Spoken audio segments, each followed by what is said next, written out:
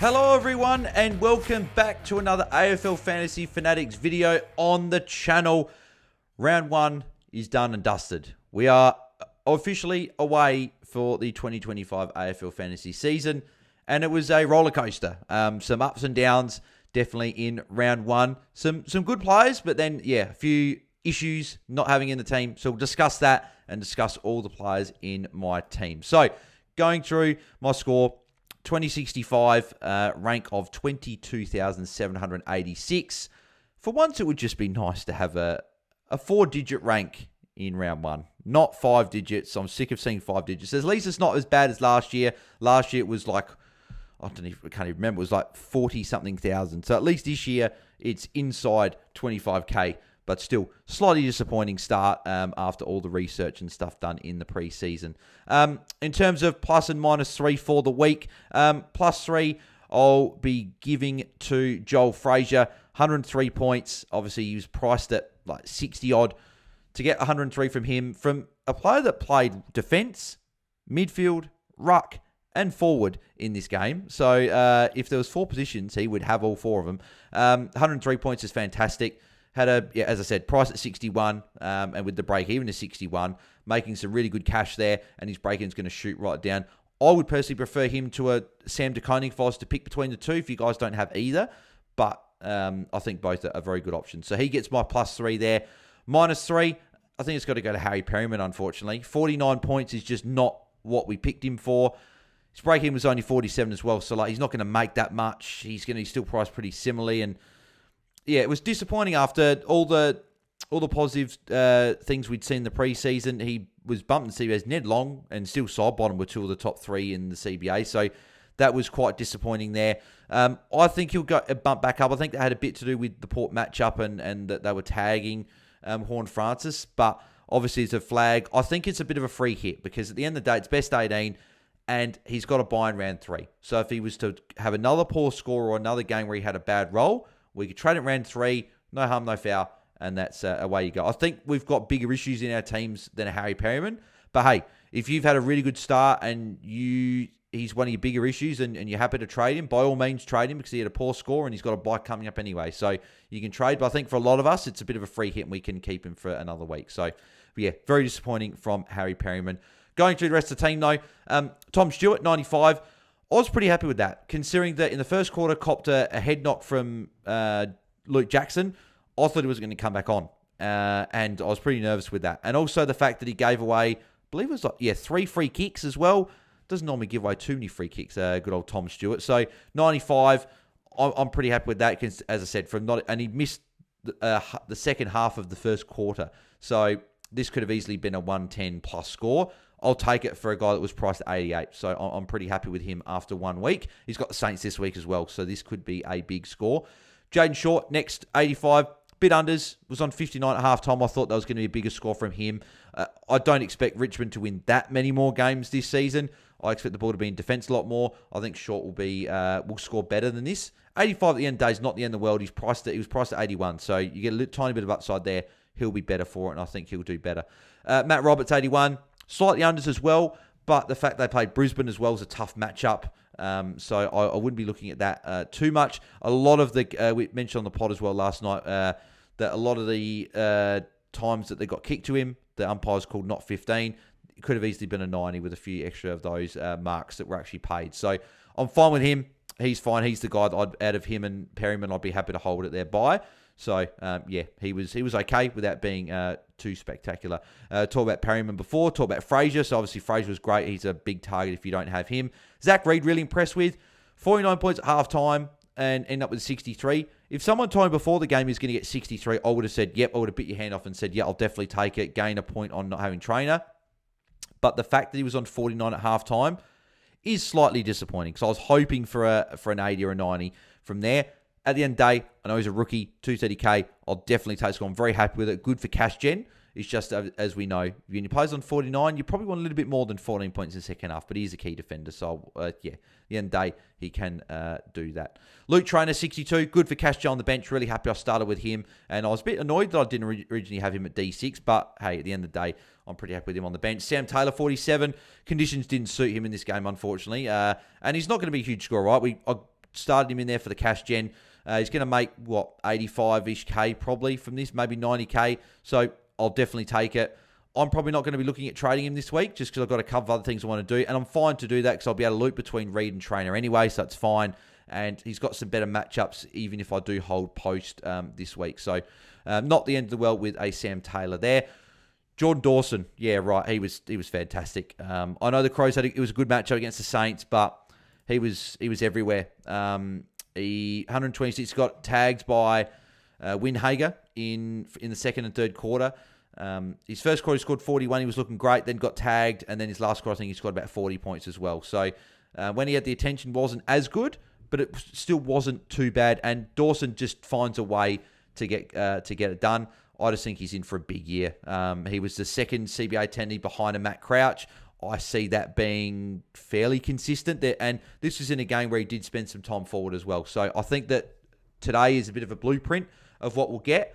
And I was really impressed with what I saw. And this could have been a game where he was rested more forward because the Crows were up by a fair bit in the second half. And he had the most CBAs of any player on the ground in the last quarter. So that's a really positive sign there.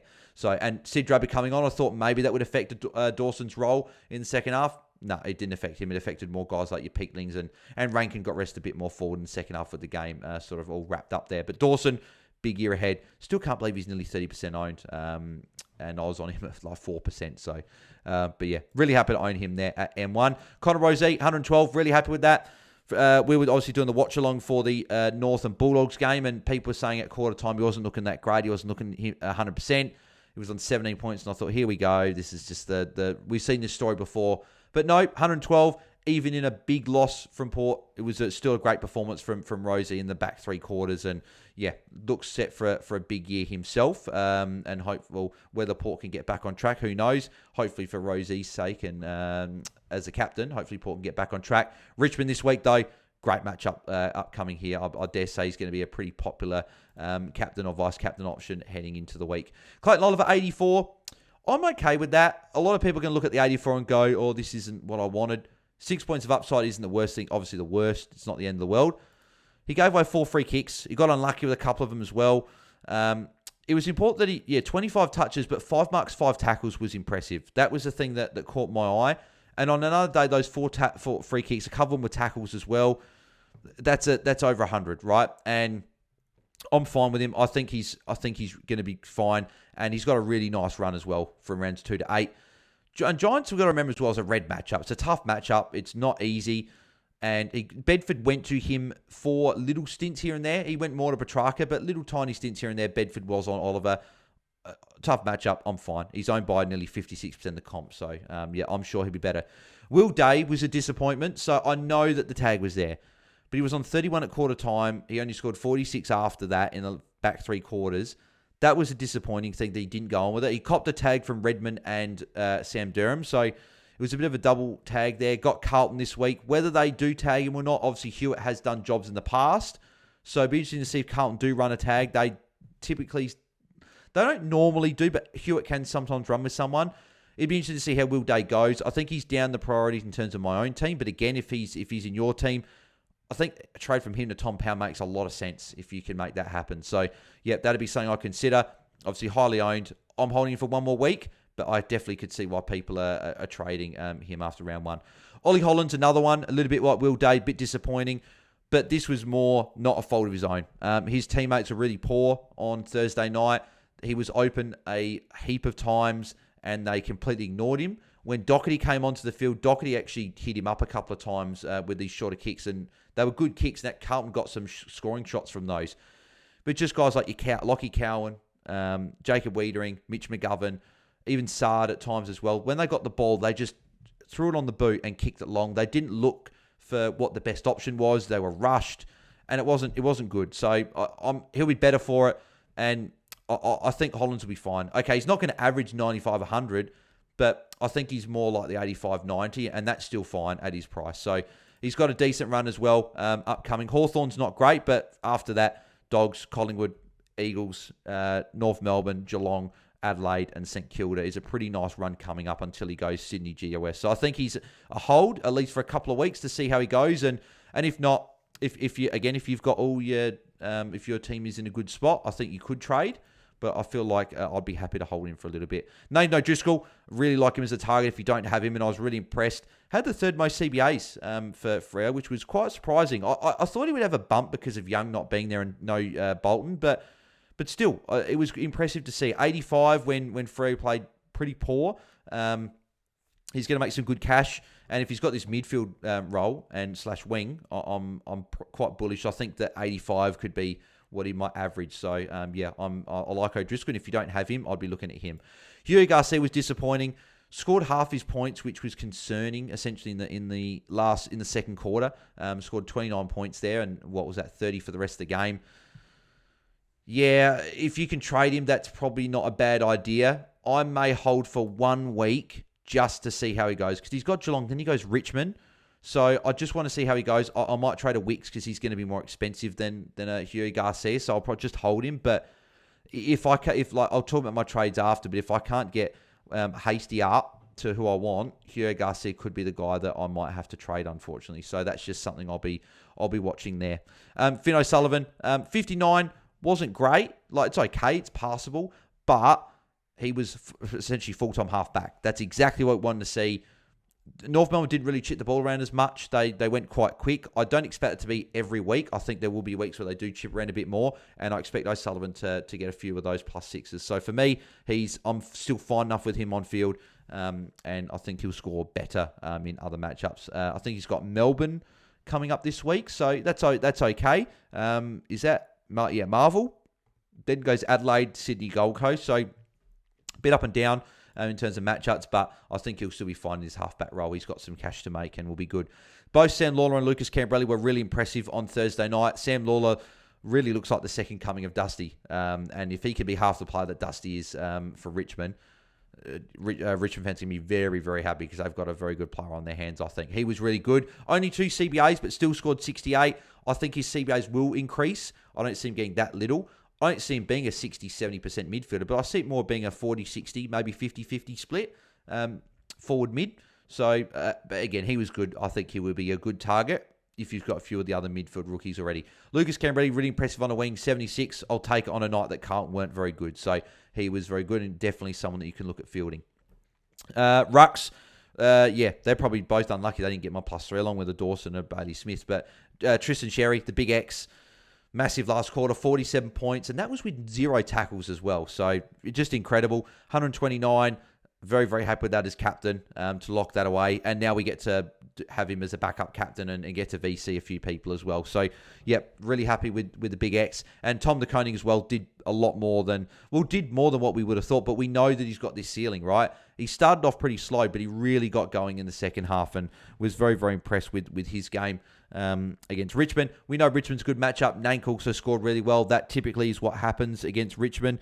Both Nank and the opposition ruck do tend to score well. But looking at the quarter splits, Tom de Koning had 17 points in the first quarter. No marks, no tackles with just the 4 touches. But after that, he really got going. So 28 points in the second quarter, followed by 47 points in the third quarter with 11 disposals. And then the last quarter had 40 points. So 87 points second half. Fantastic. And he could really break out. And I know that it sucks that Carlton lost because that means maybe it might be a bit nerve-wracking that Pitney comes back in, but I think he just offered Carlton so much, and he was not the reason they lost. He was part of the reason why they almost stayed in the game in a way, because Richmond really made them pay a lot of the time. But Tom de Koning was impressive, and I think he'll go well. Harry Boyd, 68, was really impressive as the number 1 ruck I say really impressive. He was impressive, not really impressive. He was good, make some good cash. Marshall didn't have many CBAs at all. Marshall did look underdone. And I think Boyd will be their number 1 ruck for at least the next 2 to 3 weeks. Marshall, big watch, maybe forward status, and that would be pretty big if he got forward status. But Boyd will make some good cash. So, R3, I'm glad I had him there on the bench. Horn Francis, 82. A little bit unders and disappointing because I was looking at Rankin there as well. Would have saved 100k and got 25 extra points, but when Horn Francis, probably more because the ownership was 60%, and I was like, do I really want to go against that for 100k? And everything else I was fine enough with in the team. Yeah, the 90, the 82, he still had 25 touches, was the number 1 CBA guy for Port, only had the 1 mark 1 tackle. He'll be better. Richmond this week, I expect him to bounce back and have a good score. So I'm fine with him sitting there at F1. Jack Macrae, yeah, he's a gun. 109. Obviously, we've had a few quiet years of him at the Dogs, but in this St Kilda midfield where he's one of the top clear 2 midfielders, he's going to be, I think he'll be the number 1 forward, and he'll continue to score well. Maybe if Marshall gets forward status, he might have something to say about it, and Bailey Smith the way he performed, but Jack Macrae, really, really happy with him, and he's locked in there. Riley Sanders, a bit disappointing, 72. First half, he had CBAs, but just didn't have enough impact. Second half, he had a little bit more impact, but it was more forward. Fraser actually went more in the midfield in the second half. I'm a bit concerned, particularly with Treloar and Bontempelli coming back. I'm going to keep him for one more week, more just the fact that I think it might have just been a bit of a quieter game. Collingwood as well is a good matchup.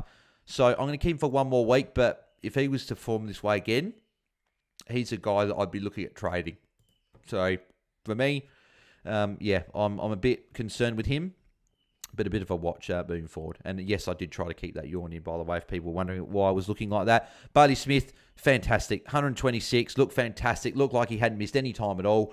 And yeah, he's got an argument that he could be the number 1 forward this season as well. 80% time on ground was impressive to see. 32 touches. Yep, great. Kicked a goal to top it off as well. Very, very happy with him there. And he's going to be in our teams for the rest of the year. 72% owned for a reason. And if you don't have him, I'd partly say, what are you doing? But you have to get him in if you don't have him. Caleb Daniel, 91. Really happy with him. As I said with Finn O'Sullivan, not many chipping around for North Melbourne. I expect that to change in a few weeks' time, over the next few weeks, and I think he'll get more of it in the coming days. I think MCG.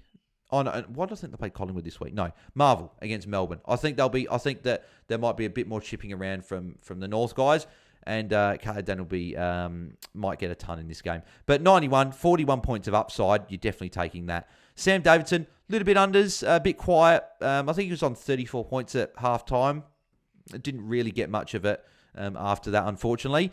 But at the end of the day, he's a rookie. It is rookie roulette for a reason. The forward rookies are a bit questionable, so that's I'm not surprised that he did have a lower game. But we can loop him this week as well with Connor Stone. I'll be able to loop if I do keep Wicks. But at this stage, I'm probably trading it. But we'll be able to loop Davidson and Stone if I flip a Garcia into the forward line there. So just something for me to look out for. But yeah, Wicks 43, Stone 40. Wicks was okay at halftime. He's on like 34, 35. I thought he might have been able to get to a 60 or a 70, but didn't really get amongst it after halftime. Gave a few free kicks away as well, which was a little bit of a surprise. A few silly free kicks, 4 free kicks against. On another day, he could have scored easily a 60 and made a lot more. So he doesn't have to go, but at this stage, he would be a candidate to be traded at just so I can get my trades done.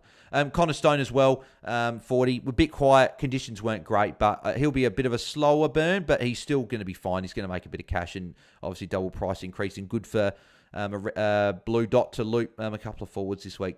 Angus Hasty, quarter time, I was really happy. He was on 31 points, and I thought, here we go. This could be really positive. But 9 points in the second after that. I don't know if it was all the second quarter, but didn't get a lot of it.